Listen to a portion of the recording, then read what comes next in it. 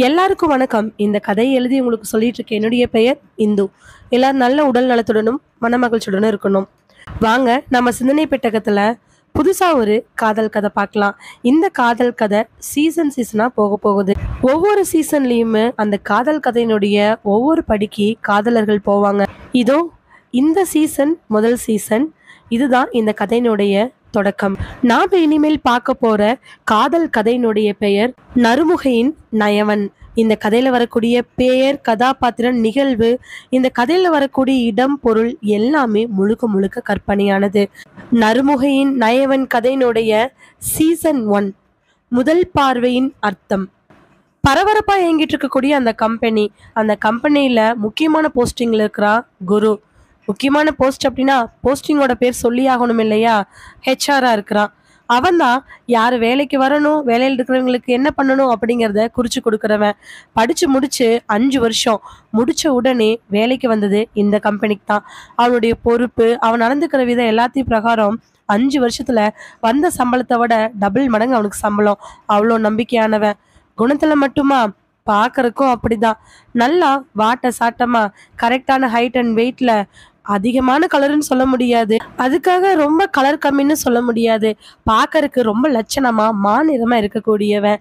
பேச்சு, அவன் நடந்துக்கிற விதம் எல்லாமே மற்றவங்களை பார்த்த உடனே கவர்ந்து இழுக்கிற மாதிரி இருக்கும். குரு தன்னோட டேபிள்லேருந்து எந்திரிச்ச அந்த நிமிஷம் அவன் டேபிள் இருக்கக்கூடிய லேண்ட்லைன் அடிக்கவே எடுத்து காதில் வைக்கிறான் ஃபோனை. தன்னோட கம்பீர குரல்ல முதல்ல ஹீரோ சொல்ல போற வார்த்தை, வெரி ஹாப்பி டே. நான் ஹெச்ஆர் டிபார்ட்மெண்ட்ல இருந்து குரு பேசுறேன். நீங்க? குரு, நான் மேனேஜர் பேசுறேன். இப்பதான் குருவுக்கு பவ்யமே வருது. சார் சொல்லுங்க சார். குரு, இன்னைக்கு ஒரு இன்டர்வியூ இருக்கு, நீ முடிச்சிடுறியா? சார், இன்டர்வியூக்கு நானும் தான் சார் பேனலுக்கு வரேன். இல்லை குரு, நீ மட்டும்தான் முடிக்கணும். நான், ஜிஎம், சிஇஓ 3 பேர் முக்கியமான ஒரு விஷயமா பில்டிங் பார்க்க போறோம். அதனால நீ இந்த வேலையை முடிச்சிட. சார், என்ன சார், கவலையே படாத. சிஇஓக்கும் மேலே பெரிய நம்பிக்கை இருக்கு. நம்ம கம்பெனி ஓரளவுக்கு மீடியமான கம்பெனியாக இருந்தாலும் நம்ம கம்பெனியில் இருக்கக்கூடிய ஒவ்வொரு எம்ப்ளாயுமே ரொம்ப நாலேஜாக இருக்கிறதுக்கு நீ இன்டர்வியூ பேனல் உட்காந்தா காரணம்னு ஸ்ட்ராங்காக நம்புறாரு. அதனால தான் நாங்கள் 3 பேர் ஒரு பில்டிங் பார்க்கறதுக்காக இங்கிருந்து பக்கத்தில் இருக்கக்கூடிய ஊருக்கு போகிறோம். அதனால நீ இன்னைக்கு முடிச்சிருப்பா. சார், நான் மட்டும் தனியாக இது நாள் வரைக்கும் இந்த 5 வருஷத்தில் பேனலில் உட்காந்ததே இல்லை சார். அதனால தான் குரு சொல்கிறோம். இன்டர்வியூக்கு அதிகமாக யாரும் வரல, ஒரே ஒரு பொண்ணு தான் வரா. அந்த பொண்ணை மட்டும் இன்டர்வியூ பண்ணால் போதும். ஆல்ரெடி ஃபர்ஸ்ட் ரவுண்ட் முடிஞ்சிச்சு இல்லையா? ஆமாம் சார். அதில் செலக்ட் பண்ண இல்லையா, அந்த பொண்ணு மட்டும்தான் வரா. சார், ஆனால் அதில் நம்ம 4 பேர்த்து செலக்ட் பண்ணோமே. 4 பேர்த்து செலக்ட் பண்ணோம்ப்பா. ஆனால் உன் டீமில் இருக்கிறவங்க தான் அவங்களுக்கு செகண்ட் ரவுண்டுக்கு ஃபோன் பண்ணி சொன்னாங்க. அதில் 2 பொண்ணுங்க வர முடியாத சூழ்நிலை, ஒரு பொண்ணு வேண்டான்னு சிஇஓ சொல்லிட்டாரு. அதனால இன்னும் ஒரே ஒரு பொண்ணு தான். அந்த பொண்ணை பாரு, இல்லைன்னா செகண்ட் ரவுண்ட் இன்டர்வியூ நம்ம கண்டக்ட் பண்ணிக்கலாம். வரப்போகிற பொண்ணு நல்லா பர்ஃபார்ம் பண்ணானா நீ என்னன்னு சொல்லிட்டு எங்களுக்கு ரிப்போர்ட் அனுப்பு. அப்புறமா நான் சிஇஓட்ட பேசிட்டு சொல்கிறேன். சொல்லிட்டு அவர் ஃபோனை வச்சதுக்கு அப்புறமா அவள் ரெடியா இருக்கிறா. டக்குன்னு எந்திரிக்க ஹெச்ஆர் டிபார்ட்மெண்ட்ல இருக்கக்கூடிய 2-3 பேர் என்ன அப்படிங்கிற மாதிரி குருவை பார்க்க குரு விஷயத்த சொல்றா. பரவாயில்லடா, ஒரு பொண்ணை இன்டர்வியூ எடுக்க போற, சூப்பர் போ. சும்மா போங்கடா நீங்க வேற. இன்டர்வியூக்காக வந்திருக்கக்கூடிய அந்த பொண்ணு அந்த ரூம்ல உட்காந்துக்கிட்டு இருக்கிறா. கையில பரபரப்பு. இன்ஜினியரிங்கில் சிவில் டிபார்ட்மெண்ட் முடிச்சுட்டு கன்ஸ்ட்ரக்ஷன் கம்பெனிக்கு மட்டும்தான் வேலைக்கு போவோன்னு அடம் பிடிச்சி தேடி கண்டுபிடிச்ச 6 மாதத்துக்கு அப்புறமா முதல்ல ஒரு இன்டர்வியூவில் செகண்ட் ரவுண்டுக்கு செலக்ட் ஆகிருக்கிறா யாழினி. சாமுத்திரிகா லட்சணம் கேள்விப்பட்டிருக்கீங்களா? அதுக்குமே யாழினிக்குமே அதிகமான வித்தியாசங்கள் இருக்காது.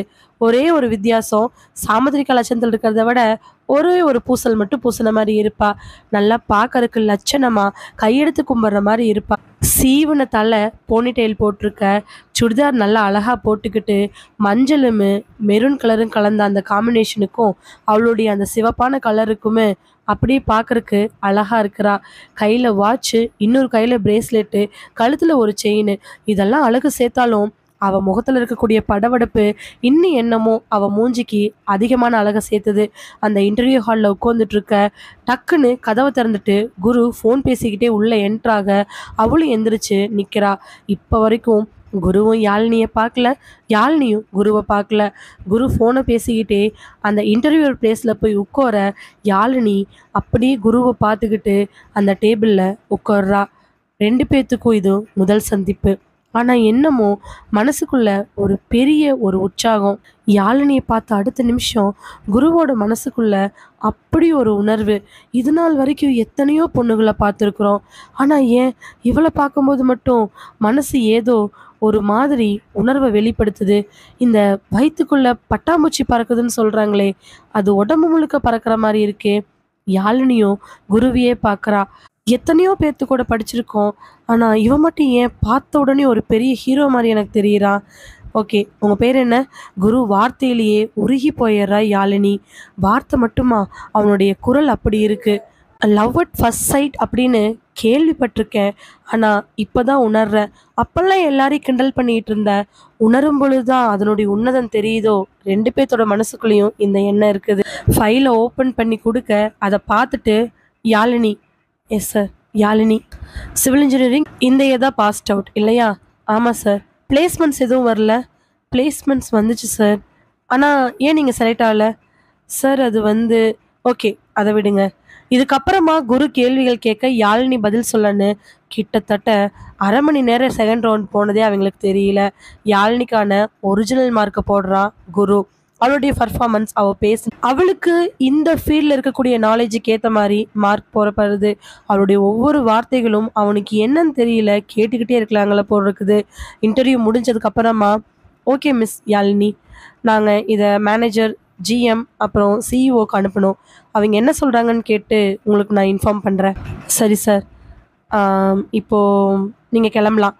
இப்போ நீங்கள் கிளம்பலாங்கிற வார்த்தையே ரொம்ப கடுமையாக தான் வாயிலிருந்து வருது.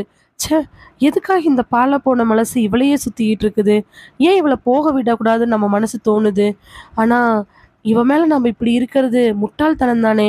டக்குன்னு ஒருத்தி பார்த்தேன், அரை மணி நேரம் தான் என் கூட இருந்தாலும் ஏன் மனசு இப்படி போட்டு அடிச்சுக்குது? அவனுக்கு இருக்கக்கூடிய உணர்வு ஃபைலை எடுத்து வச்சுக்கிட்டு போகிறவளுக்கும் இருக்குது. வெளியில் போய் ஆட்டோ ஏறி வீட்டுக்கு போகிற வரைக்கும் எங்கே பார்த்தாலும் குருவோட ஞாபகம். என்னமோ 3 மணி நேரம் தனக்கு பிடிச்ச ஹீரோவோட படத்தை பார்த்துட்டு அன்னைக்கு நைட்டு முச்சோடு ஹீரோவே நினச்சிட்டு இருப்போம் இல்லையா, அந்த மாதிரி இருக்குது. அன்னைக்கு வெள்ளிக்கிழமை, சனி ஞாயிறு எந்த பதிலும் வரல.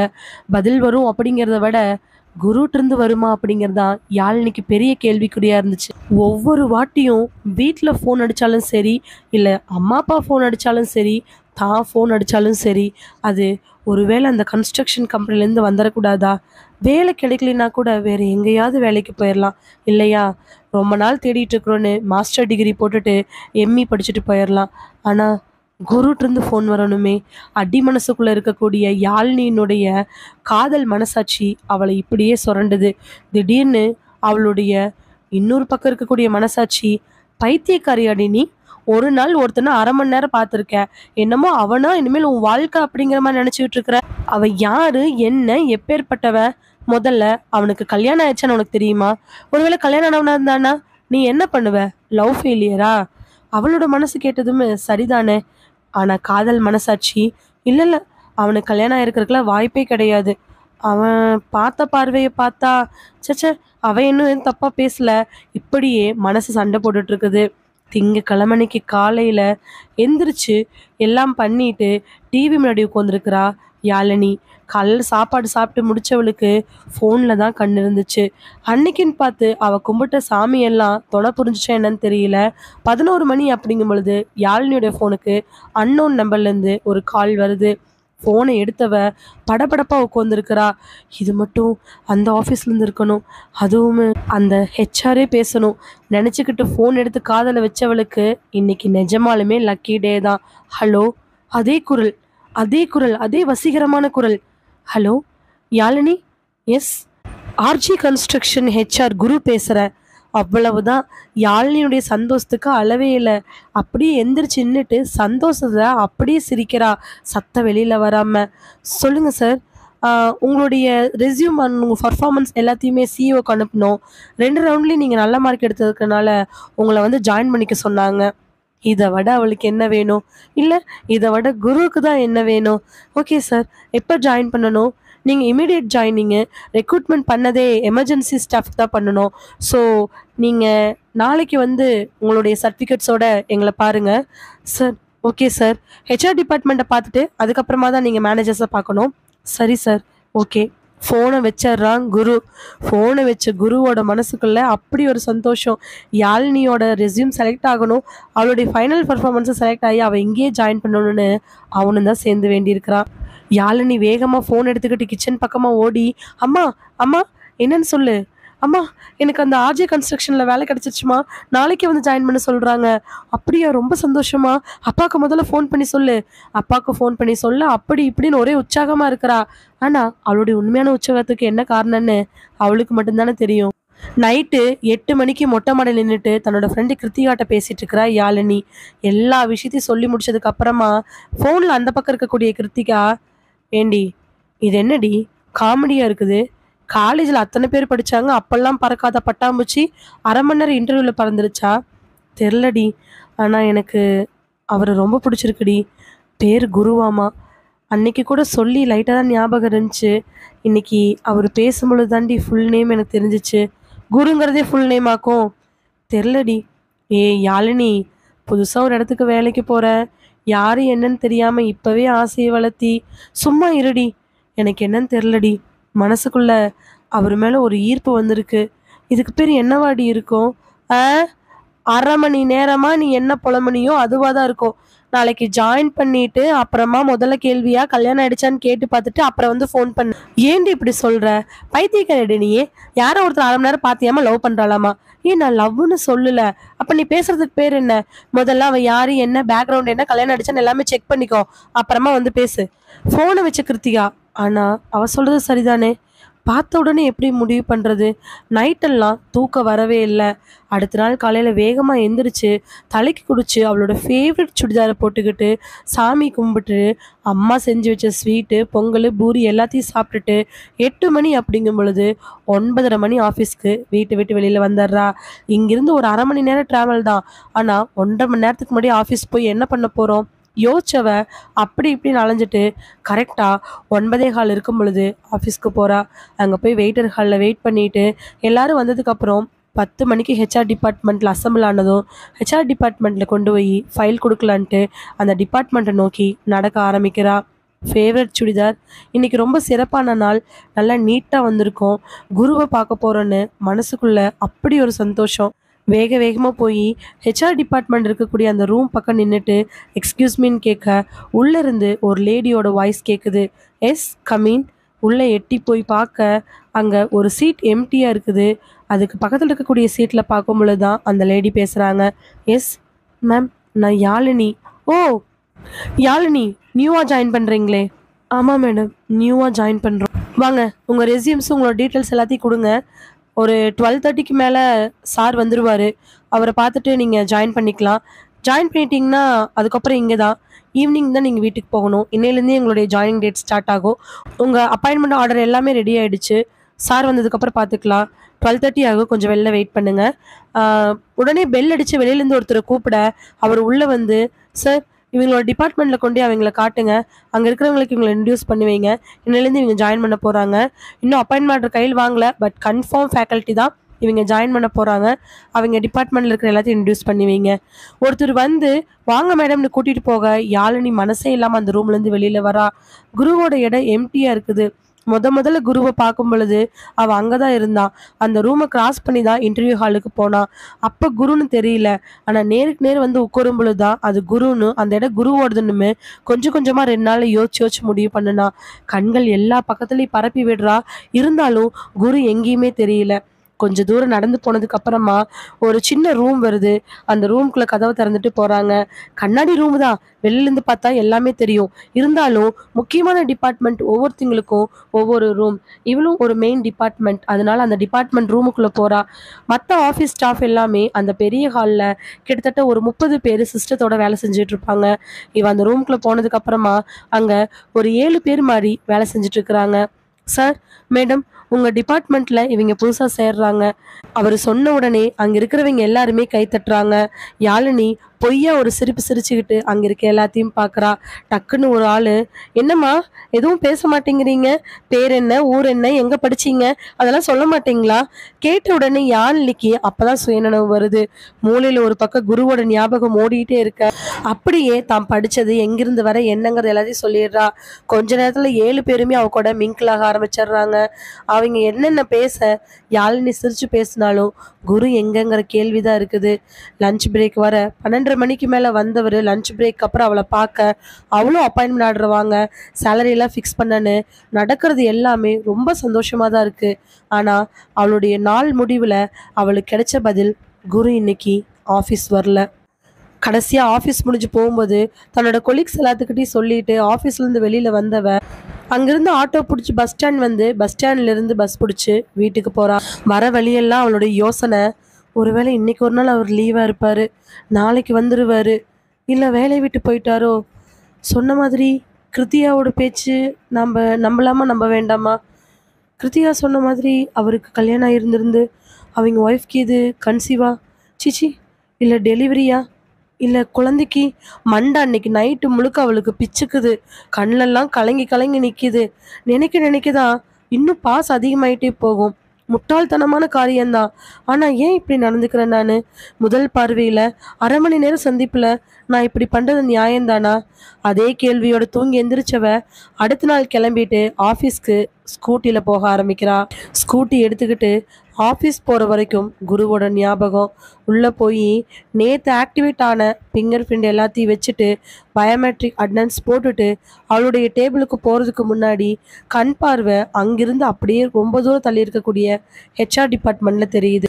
கண்ணாடிக்கு அந்த பக்கமாக குருவோட முகம் தெரியவே இல்லை. சுற்றி முத்தியும் அவள் பார்த்துக்கிட்டே தான் இருக்கிறா. இப்படியே 1/2 நாள் போயிடுது. லஞ்ச் பிரேக்கில் யாரையாவது கண்டிப்பாக கேட்டே ஆகணுங்கிற எண்ணம் அவளுக்கு வந்துருச்சு. கூட இருக்கக்கூடிய கொலீக்ஸ் எல்லாரும் ஒட்டுக்கா கொஞ்சம் சாப்பிட்றாங்க. இவளோட சேர்த்து மொத்தம் 8 பேர். அதில் 2 பேர் வீட்டுக்கு போயிடுவாங்க, 2 பேர் வெளியில் போயிடுவாங்க. மீதி இருக்கக்கூடிய 4 பேரில் இவளோட சேர்த்து 2 லேடிஸ் 2 ஜென்ஸுக்கு வந்து சாப்பிட்டுட்டு இருப்பாங்க. அந்த பக்கத்தில் இருக்கக்கூடிய பொண்ணை பார்த்து, மீரா மீரா என்ன யாழினி, இந்த ஆஃபீஸில் என்னென்ன டிபார்ட்மெண்ட் இருக்குது? கன்ஸ்ட்ரக்ஷன் ஆஃபீஸில் என்ன டிபார்ட்மெண்ட் இருக்கும்? எல்லா டிபார்ட்மெண்ட்டையும் அவள் எக்ஸ்பிளைன் பண்ண, என்ன ஒருத்தர் இன்டர்வியூ எடுத்தார், அவருடைய பேர் கூட பேர் என்னவா இருக்கும்? குருவா இருக்கும், அப்படி தானே? ஆமாம் குரு. அவர் பார்த்து தேங்க்ஸ் சொல்லலான்னா அவர் எங்கேயுமே காணா. ஆனால் ஏன் என்னன்னு அவன் மீரா பதில் சொல்கிறதுக்கு முன்னாடியே டக்குன்னு அவங்க ஆப்போசிட்டில் கூடிய ஒரு ஜென்ஸ் ஒருத்தர், அவன் வரல, அவன் லீவு, என் ஃப்ரெண்டு தான் அவன். ஓ அப்படியா? என்ன காரணம்னு கேட்கறதுக்கு அவளுக்கு ஒரு தயக்கம். இப்படியே அந்த நாளும் போயிடுச்சு. யோசிச்சு யோசிச்சு அவளுக்கு மனசில் இருக்கக்கூடிய உணர்வை வெளிப்படுத்த முடியல. 2 நாள் கழிச்சு வியாழக்கிழமை அன்னைக்கு காலையில் ஸ்கூட்டியில் வந்து ஆஃபீஸில் பார்க்கிங்கில் போட்டுட்டு தன்னோட பேக்கெல்லாம் எடுத்துக்கிட்டு மீரா தலையை கீழே குமிஞ்சுக்கிட்டே போகிறா. என்னமோ யோசனை குரு மேலேயே இருந்தாலுமே வேற ஒரு ஒர்க் நினைக்க ஆரம்பிக்கிறா. தன்னோட கொடுத்த ஒர்க் ஃபைலை இன்னைக்கு எப்படியாவது கம்ப்ளீட் பண்ணணும்னு நினச்சிக்கிட்டு உள்ளே போனவ டக்குன்னு எங்கோ ஒரு பக்கம் மோதி அப்படியே நிமிர்றா. நிமிர்ந்து பார்க்கும் பொழுது அது குருவோட தலையில தான் மோதி இருக்கிறா. குருவோட தலையும் யாழினியோட தலையும் மோத யாழினி தலையை தேய்ச்சிக்கிட்டே குருவோட முகத்தை பார்க்க அவளுடைய மனசுக்குள்ள அப்படி ஒரு சந்தோஷம். சார் நீங்கள் யாழினி ஜாயின் பண்ணிட்டீங்களா? ஜாயின் பண்ணிட்டேன் சார். சாரி சார், தெரியாமல் அடிச்சிருச்சு. இட்ஸ் ஓகே, உங்களுக்கு தானே வலிக்குது. சரி சார். அது சார் தயக்கமாக அவன் நிற்க குரு அதை புரிஞ்சுக்கிட்டு, அக்காவுக்கு மேரேஜ் செவ்வாய்க்கிழமை தான் முடிஞ்சிச்சு, அப்படி இப்படின்னு எல்லா வேலையும் முடிச்சுட்டு ஜாயின் பண்ணுறதுக்கு வியாழக்கிழமை ஆயிடுச்சு, ஓகேவா? குரு சொன்ன உடனே அவ கேட்ட கேள்வி மறைமுகமாகவும் இவன் சொன்ன பதில் மறைமுகமாகவும் 2 பேர்த்துக்குமே புரிஞ்சிருச்சு. அவ்வளவுதான். ஓகே சார் சொல்லிட்டு வேகமாக அங்கிருந்து தான் இடத்துக்கு போகிறா. இடத்துல போய் உட்கார்ந்தவளுக்கு சொல்ல முடியாத அளவுக்கு சந்தோஷம். அக்காவுக்கு தான் மேரேஜ் ஆயிருக்கு. அக்காவுக்கு மேரேஜ்க்கு முன்னாடி இவர் கண்டிப்பாக மேரேஜ் பண்ணியிருந்திருக்க மாட்டாங்க. மனசுக்குள்ளே இருக்கக்கூடிய சந்தோஷத்துக்கு அளவே இல்லையா. அன்னைக்கு அங்கே போக இங்கே போகன்னு எண்ணி எண்ணி எப்படியுமே ஒரு 10-12 வாட்டி குருவை பார்த்துருப்பா. அதில் அவனும் கூட ஒரு 8 வாட்டிக்கு மேலே பார்த்துருப்பான். அந்த ஒவ்வொரு பார்வையிலையுமே சாதாரண சிரிப்பு விட 2 பேர்த்துக்குள்ளேயுமே ஏதோ ஒரு ஈர்ப்பு இருக்கிறது 2 பேர்த்துக்குமே தெரியுது. அக்காவுக்கு கல்யாணமானா தம்பிக்கு முன்னாடி கல்யாணம் இருக்கா நீ நினைக்கிறியா என்ன? கிருத்திகா ஃபோனில் இந்த கேள்வி கேட்ட உடனே யாழினிக்கு அப்படி ஒரு கோவம். ஏண்டி, உன் வீட்டில் உன் தம்பி இருக்கான், என் வீட்லேயும் எனக்கு தம்பி இருக்கான். என் தம்பி கல்யாணம் பண்ணிட்டு எனக்கு கல்யாணம் பண்ணி வைப்பாங்களா? லவ் மேரேஜாக இருந்துச்சுன்னா முன்னாடி ஆயிருந்திருக்குமில்லடி. ஏய் போடி, உன்கிட்ட பேசுறதுக்கு ஃபோனை டப்புன்னு கட் பண்ணிட்டா. ஆனால் கிருத்திகா சொன்ன வார்த்தை அவன் மனசுக்குள்ளே வந்துக்கிட்டே தான் இருந்துச்சு. ஆனா எப்படி கேட்டு தெரிஞ்சுக்க முடியும்? ஏற்கனவே அப்படி இப்படின்னு அடிச்சு புடிச்சு குருவோட நம்பரை இந்த ஒரு வார காலத்துல அவ வாங்கி வச்சிருக்கிறா. கம்முன்னு நாமளே ஃபர்ஸ்ட் மெசேஜ் பண்ணிடுவோமா? இல்ல இல்ல, வேண்டாம் வேண்டாம், அது தப்பா போயிடும். ஆனா இவ சொன்ன மாதிரி இப்போ குருக்கு கல்யாணம் ஆயிடுச்சு இல்லையான்னு அவளுக்கு தெரியணும் இல்லையா? அடுத்த நாள் ஆஃபீஸ் போய் வேலைகளை பார்த்துட்டு இருக்க தன்னோட கொலீக்ஸ் எல்லாத்துக்கிட்டையும் பேச்சு கொடுக்க ஆரம்பிக்கிறா. மீரா, மீரா, என்னடி? பக்கத்துல இருக்கக்கூடிய மீராவும் யாழினியும் இப்போ ஓரளவுக்கு இல்லை, நல்லாவே ஃப்ரெண்ட்ஸ் ஆயிட்டாங்க. என்ன வேணாலும் பேசலாம், ஏது வேணாலும் பேசலாங்கிற நிலைமையினுடைய ஃபர்ஸ்ட் ஸ்டேஜ். நான் ஒன்று கேட்கட்டுமா? என்னடி? ஆம், குரு இருக்கார்ல, ஹெச்ஆர். ஆமாம், அவருக்கு கல்யாணம் ஆயிடுச்சா? ஆ, மேடம் ஜாயின் பண்ணி ஒரு வாரம் ஆக போகுது. ஆனால் வந்ததுலேருந்து குருவை பற்றியே கேட்டுட்டு இருக்கீங்களே, என்ன காரணம்? சேச்சே, அவர் தாண்டி என்னை ஃபைனல் இன்டர்வியூ எடுத்தாரு, அவர்னால தானே எனக்கு இந்த வேலை கிடைச்சிச்சு. அவர்னாலேனா பணம் கொடுத்து வாங்கினியா? ஏய் இல்லடி, அது வந்து இப்போ உனக்கு என்ன தெரியணும்? குருக்கு கல்யாணம் ஆச்சான்னு தெரியணும், அப்படிதானே? ஆயிடுச்சு. என்னடி சொல்ற? அவங்க அக்காவுக்கு இப்போதான் ஆயிருக்கு. லவ் மேரேஜ்டி, ஓடி போய் கல்யாணம் பண்ணிக்கிட்டாரு. அவங்க ஒய்ஃப் கன்சீவாக இருக்காங்க, 7 months. இப்போ கூட ரீசெண்டாக வளகாப்புக்கு போயிட்டு வந்தோம். அப்படி சொன்ன அடுத்த நிமிஷம் அவளோட கண்ணெல்லாம் கலங்க ஆரம்பிச்சிருச்சு, கையெல்லாம் படபடக்க ஆரம்பிச்சிருச்சு. லவ் ஃபெயிலியர்னா இப்படிதான் இருக்குமோங்கிற எண்ணம் கூட அவ மனசுக்குள்ள ஒரு அரை நிமிஷத்துல வந்துட்டு போயிடுச்சு. மீரா உடனே, ஏய் இங்க பாரு, சும்மா சொன்னேன். என்ன சொல்ற மீரா? அவருக்கு இன்னும் கல்யாணம்லாம் ஒன்றும் ஆகல. அவருக்கு ஒரு அக்கா, ஒரு தங்கச்சி. இப்பதான் அக்கா கல்யாணம் பண்ணியிருக்கிறாரு. அக்கா கல்யாணம் பண்ண உடனே தங்கச்சிக்கு பண்ணிட்டு அவருக்கு பண்ணிக்குவாரு சொல்லிட்டு அவ திரும்பி வேலையை பார்க்க போக இருந்தாலும் மனசுக்குள்ள ஒரு எண்ணம். மீரா, சத்தியமா சொல்றேன்டி, இந்த கம்பெனி மேல சத்தியமா சொல்றேன்டி, இன்னும் குருவுக்கு கல்யாணம் ஆகல. அப்புறம் இன்னொரு அடிஷ்னலான விஷயம், குருவுக்கு லவ்வரும் கிடையாது. ஆஃபீஸ்ல 2-3 பேர் பிராக்கெட் போட்டு பார்த்தாங்க, முடியாதுன்னு சொல்லிட்டாரு. நீ வேணா ட்ரை பண்ணு. அவ சொன்ன உடனே இவளுக்கு மனசு நிம்மதியாகுது. அதுக்கப்புறமா குருவை பார்க்கறக்காக எந்திரிச்சு போயிடுறா. இதே மாதிரி குரு அவளை பார்க்க, அவ குருவை பார்க்கன்னு மாறி மாறி நாட்கள் ஓடிக்கிட்டே இருக்குது. ஒரு பெண்ணுக்கு முதல்ல காதல் வர்றது அப்படி ஒன்றும் தவறான விஷயமே இல்லை இல்லை. இருந்தாலும் குருவுக்கு என் மேலே லவ் அட் ஃபர்ஸ்ட் சைட் தான்.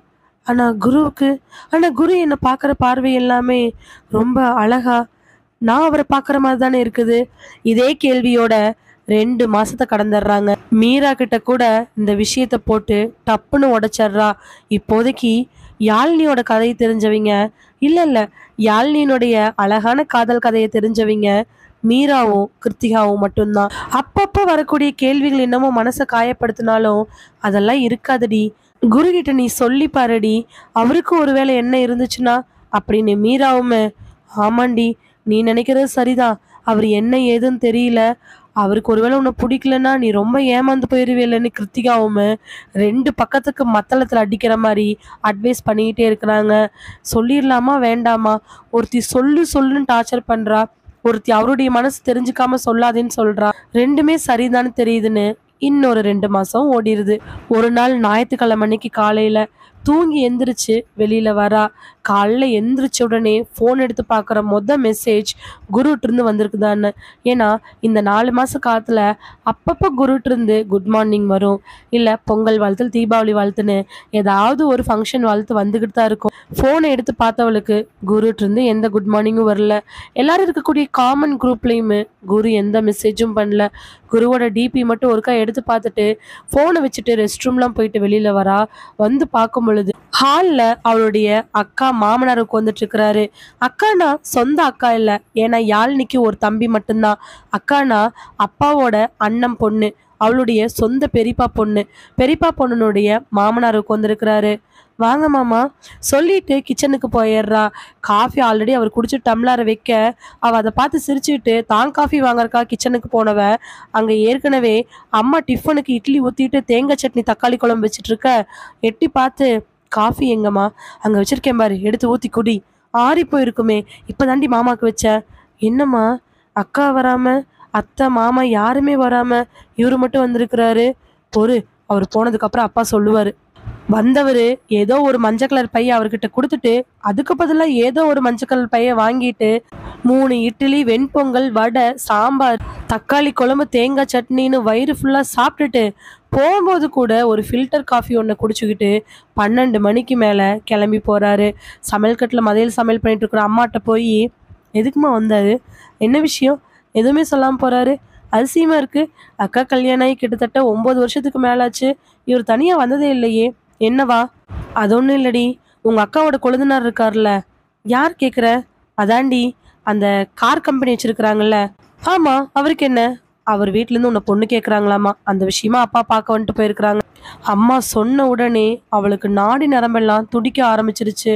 படபடப்பு அதிகமாக ஆரம்பிச்சிருச்சு. அம்மா, யாரை கேட்டுமா முடிவு பண்றீங்க? கேரட் துருவிட்டு இருந்தவ டக்குன்னு திரும்பி, யாரை கேட்டுடி முடிவு பண்ணணும்? உனக்கு கல்யாணம் பண்ணாதாண்டி அடுத்து தம்பியை பார்க்க முடியும். உனக்கும் அவனுக்கும் 2 வயசு தான் வித்தியாசம். உனக்கு இப்போ வயசு என்னன்னு தெரியுமா? இன்ஜினியரிங் முடிச்சு 1 வருஷம் ஆக போகுது. வேலைக்கு போறேங்கிறதுக்காக உன் சம்பாத்தியத்தை வாங்கி நாங்கள் தின்னுட்டே இருக்க முடியுமா? அப்படி இல்லைம்மா. ஆனா அவரு அவருக்கு உனக்கு 9 வருஷம் வித்தியாசம்தான். ஆனா நல்ல குடும்பம்டி. ஒரே ஒரு அக்கா கல்யாணம் பண்ணி கொடுத்துட்டாங்க. அவரும் நல்லா சம்பாதிக்கிறாரு. சொந்த கார் கம்பெனி வச்சிருக்காரு. எவ்வளோ பெரிய விஷயம் தெரியுமா? அது கார் கம்பெனி இல்லம்மா, ஷோரூம்மா. என்ன ஓடி அவங்க பணக்காரங்க தானடி. நல்ல இடத்துக்கு வாக்கப்பட்டு நல்லபடியா போ. உங்க அக்காவை எப்படி வச்சிருக்காங்கன்னு பார்த்தே இல்ல. உங்க அக்கா வீட்டில் இருக்கிறத விட 10 மடங்கு தங்கமாட்ட உன்னை வச்சுக்குவாங்க. அவ படிச்ச படிப்புக்கே அவளை தாங்கும் பொழுது நீ படிச்ச படிப்புக்கு உன்னை தாங்குவாங்க. நீ ஏதோ எம்மி பிடிக்கும்னு சொன்னீல்ல, அதுக்கு கூட அவங்க பாத்துக்கிறேன்ட்டாங்க. எங்களால என்ன முடியுமோ அந்த பவுனை போடுறேன்னு சொன்னோம். 100 பவுன் போட்டு கட்டிட்டு போறேன்ட்டு இருக்கிறாங்க. மா, என்னம்மா இதெல்லாம்? என்ன யாழினி, பேச்செல்லாம் மாறிக்கிட்டு போகுது. படிக்கும் பொழுது கல்யாணம்னு சொன்னாலே அதை பத்தி கண்டுக்காம நீ பாட்டுக்கு இருப்ப. இன்னைக்கு என்ன கல்யாணம்? என்ன விஷயம்? இல்லம்மா, இப்பதாம்மா என் டிபார்ட்மெண்ட்டுக்கு சம்மந்தமா ஒரு வேலையில ஜாயின் பண்ணி 4-5 மாசம்தான் ஆகுது. அதுக்குள்ள அதெல்லாம் ஒன்றும் ஆகாது. இல்லம்மா, அக்ரிமெண்ட் பிரகாரம் 2 இயர்ஸ் இந்த இடத்த விட்டு என்ன 3 மாசம் சம்பளத்தை கொடுக்கணும், அவ்வளவுதானே? கொடுத்துக்கலாம், விடு, அதெல்லாம் பார்த்துக்கலாம். அதுக்காக நல்ல இடத்த விட முடியுமா என்ன? போ, முதல்ல போ. அம்மா சொன்ன உடனே அவ வெளியில வந்து ஹால்ல உட்காந்துக்கிறா.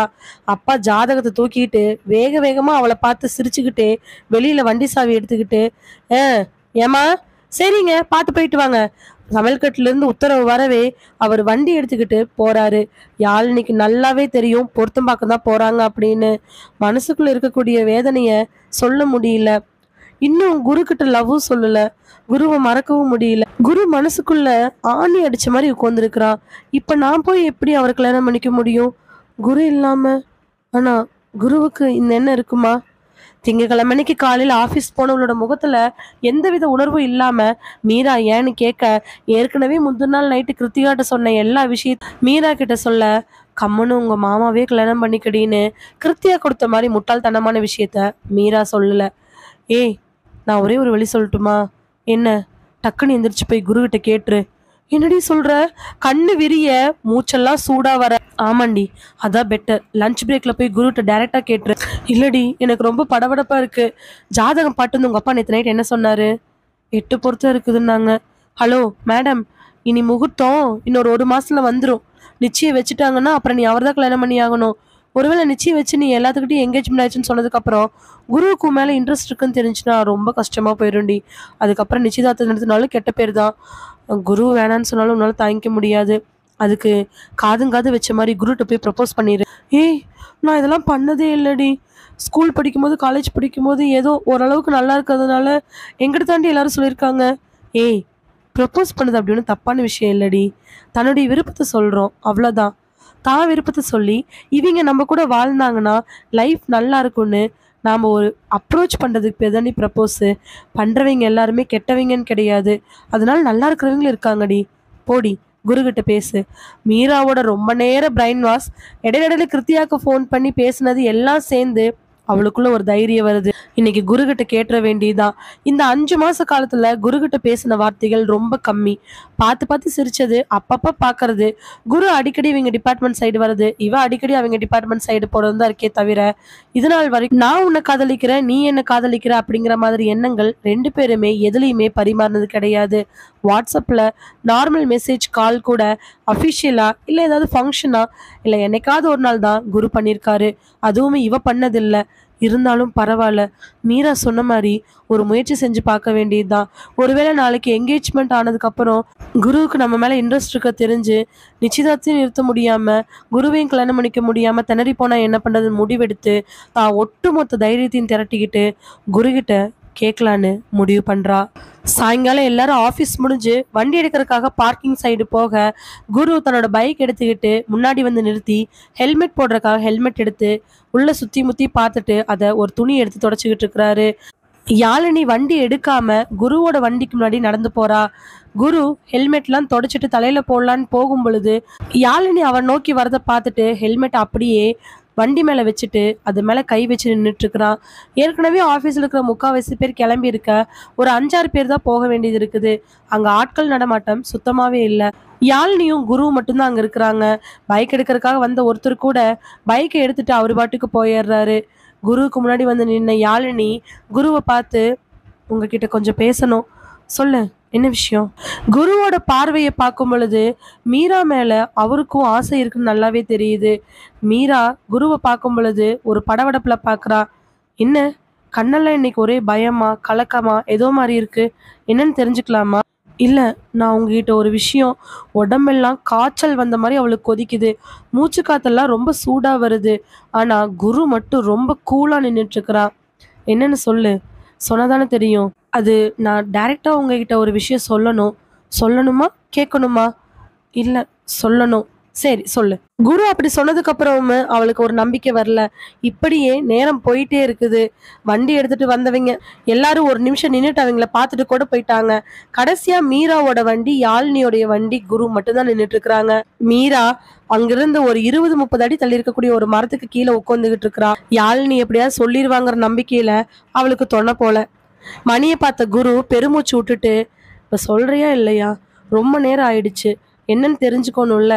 இப்படியே நின்றுட்டு இருந்தா எதுவாக இருந்தாலும் சொல்லு. எப்படி இருந்தாலும் சொல்லதானே போற, எதுவும் கேட்க போறது இல்லையில. ரெண்டுமே தான். சரி, முதல்ல சொல்றியோ கேட்குறியோ, விஷயத்தை ஸ்டார்ட் பண்ணு. நான் சொல்ல போறத நான் எதுவும் தப்பா எடுத்துக்க மாட்டேன். என்னன்னு சொல்லு. சொல்லு யாழினி. எங்க அக்கா கல்யாணம் பண்ணி கொடுத்த இடத்துல அவங்களுக்கு ஒரு கொழுந்தனார் இருக்கிறாரு. சரி, நான் காலேஜ் படிக்கிறதுலேருந்து இல்லை என் அக்காவுக்கு கல்யாணம் ஆனதுலேருந்தே அவருக்கும் எனக்கும் தான் கல்யாணம்னு சொல்லிட்டு முடிவு பண்ணி வச்சுருந்தாங்க. சரி, அவள் சொல்ல சொல்ல இவனுக்கு வாய்ஸ் கூட கொஞ்சம் அப்படியே கீழே இறங்குது. இப்போது படித்து முடித்து வேலைக்கும் வந்துட்டேன். வயசும் 23 ஆக போகுது. அதனால வீட்டில் கல்யாணம் பண்ணலான்னு முடிவு பண்ணி நேற்று அவங்க வீட்டிலேருந்து வந்து ஜாதகம் கொடுத்துட்டு போனாங்க. அப்புறம் அப்பா என் ஜாதகத்தையும் அவருடைய ஜாதகத்தையும் போய் பார்த்துட்டு வந்தாங்க. சரி, பொருத்தம் இருக்குது, மாப்பிள்ளை வீட்டில் பேசலான்னு முடிவெடுத்திருக்காங்க. நான் என்ன பண்ணட்டும்? டக்குன்னு கேட்ட உடனே அதை பார்த்துட்டு குரு, என் ஃபோன் நம்பரை கொடு உங்கள் அப்பாட்ட. புரியல. உங்கள் அப்பா கிட்ட போய் என்னுடைய ஃபோன் நம்பர் கொடுத்து, இவர் பேர் குரு, உங்ககிட்ட கொஞ்சம் பேசணும்னு சொன்னாருன்னு கொடு. ஆனால் அப்பா எதுக்குன்னு கேட்டார்னா, யாழினி, உங்கள் அப்பா இனிமேல் உன் கல்யாண ஆயத்தை எடுத்தார் அப்படின்னா நீ என் நம்பரை கொடுத்து ஒரு நிமிஷம் இவர்கிட்ட பேசுன்னு சொல்லு. அதுக்கப்புறம் முடிவு அவரே மாற்றிக்குவார். யாழினிக்கு புரிஞ்சிச்சு புரியல, ஆனால் ஒரே குழப்பமா இருக்குது. ஆனால் யாழினியை வெச்சக்கண்ணு வாங்காமல் பார்த்துட்ருக்குறான் குரு. அவன் என்ன சொல்ல வரா? ஒருவேளை நாம் இந்த கல்யாணத்தை நிறுத்துங்கன்னு இவன்கிட்ட ஹெல்ப் கேட்குறேன்னு நினச்சிக்கிறானா? இல்லை என்கிட்ட பேச சொல்லு, நான் உன்னை கல்யாணம் பண்ணிக்கிறேன்னு சொல்றேன்னு சொன்னானா? ஒண்ணுமே புரியாம குருவை பார்க்க பின்னாடி திரும்பி மீராவை பார்க்கன்னு இருக்க. மீரா அந்த இடத்துல அவ பாட்டுக்கு உட்காந்துக்கிட்டு இருக்கிறா. மறுபடி குருவை பார்த்த யாழினி, எங்க அப்பா கிட்ட அப்படி கொடுத்தா நீங்க என்ன சொல்லுவீங்க? உங்க அப்பாட்ட தானே சொல்லணும், உன்கிட்ட சொல்லணுங்கிற அவசியம்லாம் இல்லையில்ல. அதுக்கப்புறமா அவ மூச்சை இழுத்து ஒரு பெருமைச்சு விட்டுட்டு கண்ணை இறுக்கி மூடி முழிச்சவ கண்ணில் லைட்டா கண்ணீர் துளி வந்திருக்க. என்ன சொல்கிறீங்கன்னு டைரெக்டாகவே சொல்லிடுங்க. நான் எந்த அர்த்தத்தில் கேட்குறேன்னு உங்களுக்கு நல்லாவே தெரியும். நீங்கள் எந்த அர்த்தத்தில் கேட்குறீங்கன்னு என்னால் புரிஞ்சுக்க முடியல. எனக்கு எதுவாக இருந்தாலும் டைரெக்டாகவே சொல்லிடுங்க. லவ் அட் ஃபர்ஸ்ட் சைடில் உனக்கு நம்பிக்கை இருக்குதா? குரு இந்த கேள்வி கேட்ட உடனே அவள் குருவோட கண்ணை வெச்ச கண்ணு வாங்காமல் பார்க்குறா. லவ் அட் ஃபர்ஸ்ட் சைடில் உனக்கு ஏதாவது நம்பிக்கை இருக்குதா? எனக்கு நம்பிக்கை. ஒருவேளை உனக்கு நம்பிக்கை இல்லைன்னா இனிமேல் நம்பிக்கை வச்சுக்கோ. ஏன்னா நம்மளோடது லவ் அட் ஃபர்ஸ்ட் சைட். அவன் சொன்ன உடனே இவளுடைய சந்தோஷத்துக்கு அளவே இல்லை. அப்போது என்ன மாதிரி உங்களுக்கும்? ஆமாம், உனக்கு வந்துச்சான்னு எனக்கு தெரியாது. ஆனா உன்னை பார்த்த உடனே எனக்கு உன் மேல லவ் வந்துடுச்சு. சரியான நேரத்துல சொல்லலான்னு இருந்தேன். ஆனா நீயே சொல்ல வேண்டிய சூழ்நிலைக்கு வந்துருச்சு. உங்க அப்பா இனிமேல் உன் கல்யாண ஆயத்தை பத்தி பேசினாருன்னா என் நம்பரை கொடு. நான் உங்க அப்பாட்ட பேசிக்கிறேன். என்ன தவிர உன்னை வேற யாரும் கல்யாணம் பண்ணிக்க மாட்டாங்க. கல்யாணம் பண்ணிக்க விடவும் மாட்டேன். அவ சொன்ன உடனே வெக்கத்துல அவ சிரிச்சுக்கிட்டு அப்படியே தலையை கீழே குமிறா. குருவும் வெச்ச கண்ணு வாங்காம யாழினி அப்படியே பார்த்துக்கிட்டு இருக்கிறா. அந்த இடமே அவங்க 2 பேர்த்துக்கும் அவ்வளோ அழகா தெரியுது. மேல படுற காத்து 2 பேர்த்துக்கும் அவ்வளோ சுகமா உடம்பு முழுவதும் ஜில்லுன்னு ஏற்படுத்துது. முதல் பார்வையில வரக்கூடிய காதல் எந்த அளவுக்கு உன்னதமானதுன்னு அந்த நொடி 2 பேரும் புரிஞ்சுக்கிட்டாங்க. முதல் பார்வையினுடைய அர்த்தம் 2 பேர்த்துக்கும் ஒரு இதத்தை கொடுத்துச்சு. 2 பேர்த்தோட கண்ணில் வரக்கூடிய காதல் அவங்க 2 பேர்த்தையும் அப்படியே தித்திப்புல லயக்க செய்யுது. மாலை நேரம் அன்பானவங்க பக்கத்தில் இருந்தாங்கன்னா அது எவ்வளோ சுகமா இருக்கும். அதுவும் அவங்களும் நம்ம மேல அன்பா இருக்காங்கன்னு தெரிஞ்ச உடனே அந்த சந்தோஷத்துக்கு அளவு ஏதாவது இருக்கா என்ன? நறுமுகையின் நயவன் கதையினுடைய முதல் சீசன் இதோட முடியுது.